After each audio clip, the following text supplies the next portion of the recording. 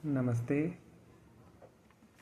ಅಯೋಧ್ಯಾಕಾಂಡ ಸಪ್ತದಶಾಧಿಕಶತತಮಃ ಸರ್ಗಃ. ಸೀತಾಪತಿವ್ರತ್ಯ ಪ್ರಶಂಸಾ. 5 ಮತ್ತು 6ನೇ ಶ್ಲೋಕ. ಸೋತ್ರೇರಾಶ್ರಮಮಾಸಾದ್ಯ ತಂ ವಂದೇ ಮಹಾಯಶಾಃ ತಂ ಚಾಪಿ ಭಗವಾನ್ನತ್ರಿ ಪುತ್ರವತ್ ಪ್ರತ್ಯಪದ್ಯತ. ಇನ್ನೊಂದ್ಸಲ.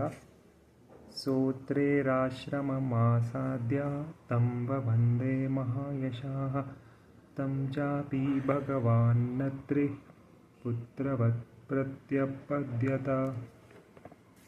6ನೇ ಶ್ಲೋಕ. ಸ್ವಯಮಾದಿತ್ಯಮಾದಿತ್ಯ ಸರ್ವಮಸ್ಯ ಸುಸತ್ಕೃತಂ ಸೌಮಿತ್ರಿಂ ಚ ಮಹಾಭಾಗಂ ಸೀತಾಂ ಚ ಸುಮಸಾಂತ್ವಯಂ. ಇನ್ನೊಂದ್ಸಲ. ಸ್ವಯಮಾದಿತ್ಯಮಾದಿತ್ಯ ಸರ್ವಮಸ್ಯ ಸುಸತ್ಕೃತಂ ಸೌಮಿತ್ರಿಂ ಚ ಮಹಾಭಾಗಾಂ ಸೀತಾಂ ಚ ಸುಮಸಾಂತ್ವಯನ್. ಅರ್ಥ: ಶ್ರೀರಾಮನು ಮುಂದೆ ಅತ್ರಿ ಮುನಿಗಳ ಆಶ್ರಮಕ್ಕೆ ಹೋಗಿ ಆ ಮುನಿಗಳನ್ನು ವಂದಿಸಿದನು. ಭಗವಾನ್ ಅತ್ರಿ ಮುನಿಗಳು ಮಕ್ಕಳನ್ನು ಕಂಡಂತೆ ಅವರೆಲ್ಲರನ್ನೂ ಪ್ರೀತಿಯಿಂದ ಬರಮಾಡಿಕೊಂಡರು. ಅವರು ತಾವೇ ಬಂದು ಅತಿಥಿ ಸತ್ಕಾರವನ್ನಿತ್ತು ಆದರಿಸಿ ಪ್ರಿಯವಾಕ್ಯಗಳಿಂದ ಶ್ರೀರಾಮನನ್ನು ಸೀತಾ ಲಕ್ಷ್ಮಣರನ್ನು ಮಾತನಾಡಿಸಿ ಉಪಚರಿಸಿದರು. ಇನ್ನೊಂದ್ಸಲ ಓದೋಣ 5 ಮತ್ತು 6ನೇ ಶ್ಲೋಕಗಳನ್ನು. ಸೋತ್ರೇರಾಶ್ರಮಮಾಸಾದ್ಯ ತಂ ವಂದೇ ಮಹಾಯಶಾಃ ತಂ ಚಾಪಿ ಭಗವಾನ್ನತ್ರಿ ಪುತ್ರವತ್ ಪ್ರತ್ಯಪದ್ಯತ. ಸೋತ್ರೇರಾಶ್ರಮಮಾಸಾದ್ಯ ತಂ ವಂದೇ ಮಹಾಯಶಾಃ ತಂ ಚಾಪಿ ಭಗವಾನ್ನತ್ರಿ ಪುತ್ರವತ್ ಪ್ರತ್ಯಪದ್ಯತ. ಸ್ವಯಮಾದಿತ್ಯಮಾದಿಶ್ಯ ಸರ್ವಮಸ್ಯ ಸುಸತ್ಕೃತಂ ಸೌಮಿತ್ರಿಂ ಚ ಮಹಾಭಾಗಾಂ ಸೀತಾಂ ಚ ಸುಮಸಾಂತ್ವಯಂ.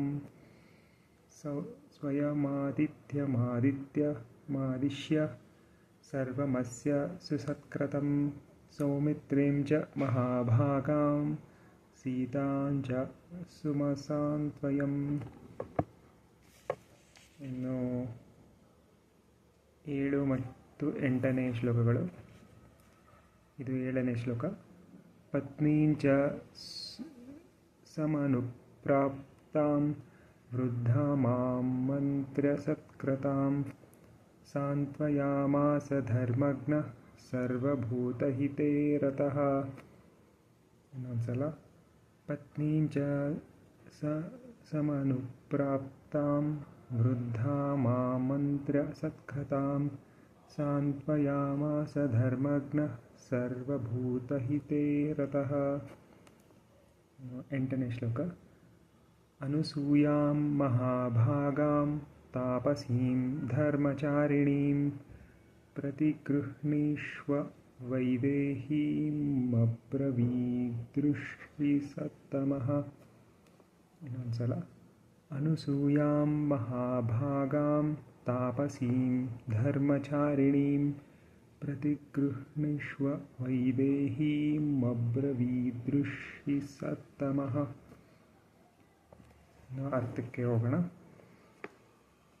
7ನೇ ಶ್ಲೋಕದ ಅರ್ಥ: ಅನಂತರ ಧರ್ಮಜ್ಞರು ಸರ್ವಭೂತ ದಯಾಪಾರರೂ ಆದ ಅತ್ರಿ ಮಹರ್ಷಿಗಳು ತಮ್ಮ ಪತ್ನಿಯೂ ವೃದ್ಧೆಯೂ ಆದ ಅನಸೂಯಾ ದೇವಿಯನ್ನು ಕರೆದು ಈ ಮೂವರನ್ನು ತೋರಿಸಿದರು.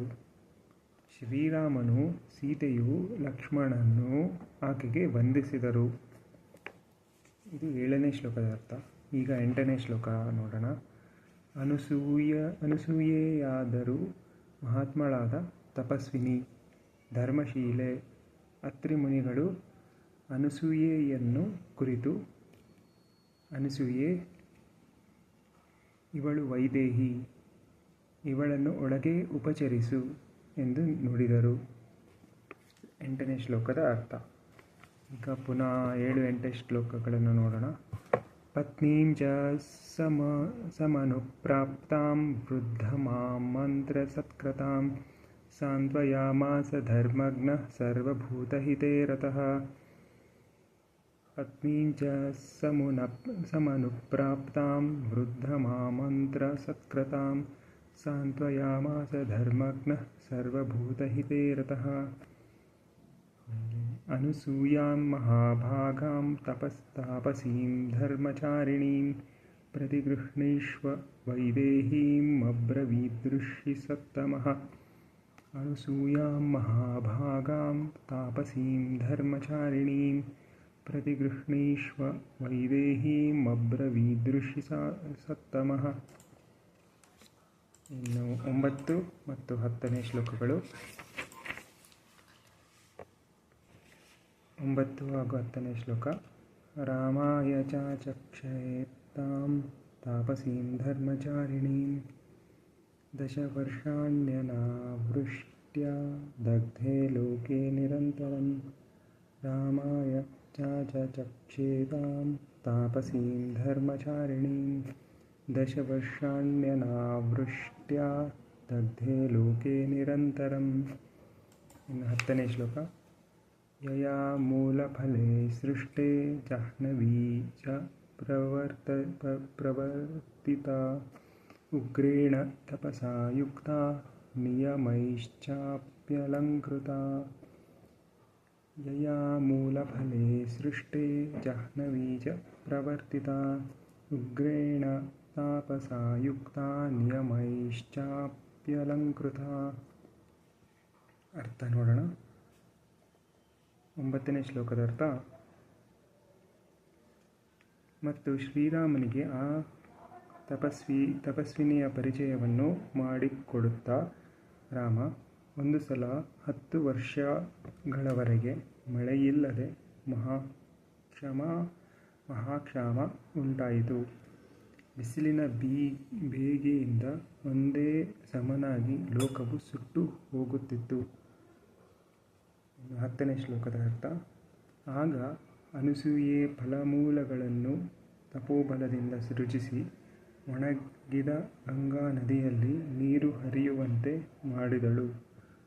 ಇವಳು ಉಗ್ರವಾದ ತಪಸ್ಸನ್ನಾಚರಿಸಿದ್ದಾಳೆ, ವಿವಿಧ ವ್ರತಗಳನ್ನು ನಡೆಸಿದ್ದಾಳೆ. 10ನೇ ಶ್ಲೋಕದ ಅರ್ಥ. ಪುನಃ 9-10 ಶ್ಲೋಕಗಳನ್ನು ನೋಡೋಣ. ರಾಮಾಯ ಚಕ್ಷೇತಾಂ ತಾಪಸೀಂ ಧರ್ಮಚಾರಿಣೀಂ ದಶವರ್ಷಾಣ್ಯನಾವೃಷ್ಟ್ಯಾ ದಗ್ಧೇ ಲೋಕೆ ನಿರಂತರಂ. ರಾಮಾಯ ಚಕ್ಷೇತಾಂ ತಾಪಸೀಂ ಧರ್ಮಚಾರಿಣೀಂ ದಶವರ್ಷಾಣ್ಯನಾವೃಷ್ಟ್ಯಾ ದಗ್ಧೇ ಲೋಕೆ ನಿರಂತರಂ. ಯಯಾ ಮೂಲಫಲೇ ಸೃಷ್ಟೇ ಜಾಹ್ನವೀ ಚ ಪ್ರವರ್ತಿತಾ ಉಗ್ರೇಣ ತಪಸಾ ಯುಕ್ತಾ ನಿಯಮೈಶ್ಚಾಪ್ಯಲಂಕೃತಾ. ಯಯಾ ಮೂಲಫಲೇ ಸೃಷ್ಟೇ ಜಾಹ್ನವೀ ಚ ಪ್ರವರ್ತಿತಾ ಉಗ್ರೇಣ ತಪಸಾ ಯುಕ್ತಾ ನಿಯಮೈಶ್ಚಾಪ್ಯಲಂಕೃತಾ.